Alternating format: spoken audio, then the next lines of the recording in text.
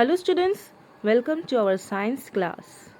Today we are going to start a new lesson that is solids, liquids and gases. Our first topic of the lesson is solids.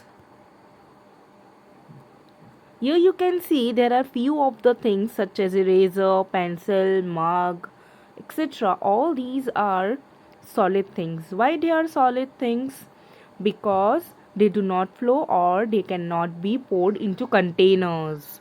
That's why they are solid. And here you can see in this picture it is the molecules arrangement. How the molecules are arranged in a solid object means they are so close to each other, there is no space. That's why they are not able to flow or poured into any containers. Solids do not flow, they do not flow or they are not able to be poured in any containers. They don't take shape of any of the container. Now here in this picture you can see that there is the solid form of salt and pepper.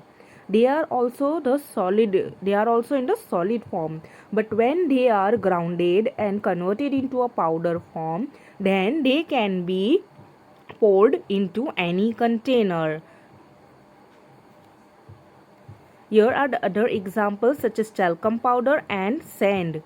Okay, these are also the solid and then they are powdered and grinded and then they can take the shape of the container. Our other topic is liquids. Here in this picture you can see the liquids are milk, oil, water, kerosene, soft drinks, etc. are the examples of liquid. Liquids can flow easily and they can take the shape of any containers. Why? Because now here see in this picture, this is the molecules arrangement in liquid. As we have saw in solid that there was no space between any molecules, here we can see that there is some of the space between each molecules. That is the reason that they can take shape of any container when we pour them and they can easily be poured also. Now here we can see that there are different containers and they all are of different shapes, and when liquid is poured, the liquid is taking the shape of that particular container. Now our moving to our third topic, that is gases. Now the steam which you can see that is coming out from the vessels is the gas. Gas has no shape and no size of its own. Water vapor is also a gas and mostly we cannot see any of the gases. Gas is all around us. Gas is the mixture of many other gases such as nitrogen, hydrogen, oxygen, carbon dioxide, etc. And here you can see the arrangement of the molecules. In this picture you can see the arrangement of the molecules. The molecules are arranged so loosely, means they are very far from each other. That's why gas has no shape or size of its own. Now here we can see air is the mixture of many gases. Now here is the chart in which you can see that 70% which is blue, that is nitrogen, means most probably out of 100% nitrogen in the air is 78%, then 20% is oxygen. Other gases, argon, carbon dioxide, all are in the proportion, means all these gases are present in the air. Moving air is called wind. The air which is moving very lightly, that is known as wind. We breathe in the air, that is known as oxygen, and we breathe out, that is known as carbon dioxide. Like liquids, gases can also flow easily. Now again we will see the arrangement of the molecules all together in solid, liquid and gas. Here you can see this is the piece of the ice which is in the solid form. The molecules here you can see that they are so closely arranged with each other. Now here this is the liquid container. Here you can see the molecules are little bit loosely arranged. And here this is the example of gas, that is balloon, and you can see the molecules are so far from each other. That is the reason why solids cannot be poured or can take any other shape of the container. Liquids can take shape of any container, and gases can also flow easily.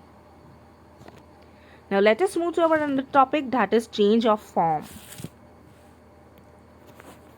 Now see, what is the change of form? When one form is changing into another form by heating, cooling, steaming. Okay, we will see that how it performs. Water freezing into ice after cooling. Now here you can see, and you also have must be doing this at your homes also. You must be filling the ice trays with the water. Okay, the water is in the liquid form, and when you are putting it in a freezer, okay, so that it gets cool, that it gets freeze, and then they are converted into the solid ice cubes. Now the next process is evaporation. Now what is evaporation? When you take a container, you pour something liquid inside it. Okay, we will take the example of water only. When we are taking a container and we are pouring the water, and when we are boiling the water, okay, so the steam is coming out from that steam is known as evaporation. So the process when the water changes into steam on heating is called evaporation. Now steam condenses to form water. Now the water again, when it cools down, it converts into tiny water droplets. That form is known as condensation. Just now I explained you the three different things, what is freezing, what is evaporation, and what is condensation. So to understand evaporation and condensation better, I give you an example of that particular thing only. We are taking a vessel, we are pouring the water in it, we are boiling it on high heat. When the water boils, the steam comes out. That is evaporation, correct? Now I will put a lid on the same vessel, and when I will take out the lid after some time, I will put off the lid after some time, I will see tiny water droplets. Why? Because when that steam, the boiling water steam, touches the lid, it gets cooled down, and that steam converts into tiny water droplets. So that process is condensation. This experiment you can also do at your home in the presence of your parents. Now let us study the three forms of water. What are the three forms of water? How a water can be converted in different forms. We will study this through this picture. Now I will take example of this first. Here we can see this is the ice which is in the solid form, right? It is the ice cubes. And when I am heating these ice cubes, it will melt into liquid. It will turn into liquid. So that is known as melting. When a solid object is heated, it converts into liquid. That is known as melting.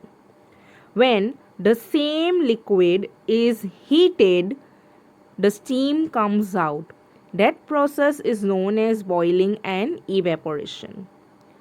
The liquid which is heated, it converts into steam or gas, that is known as boiling and evaporation.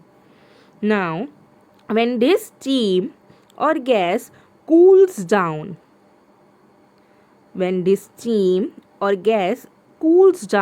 it converts itself into liquid. That is known as condensation. Now, when this liquid is cooled again, it converts into solid. That is known as freezing. Now let us recall it once again. The process by which a solid changes into liquid on heating is called melting. The process by which a liquid changes into gas on heating is called evaporation. The process by which a gas changes into a liquid on cooling is called condensation. The process by which a liquid changes into solid on cooling is called freezing. I hope student you have understood the lesson solids, liquid and gases, their change of form, the three forms, how they change by cooling, heating. Okay, thank you.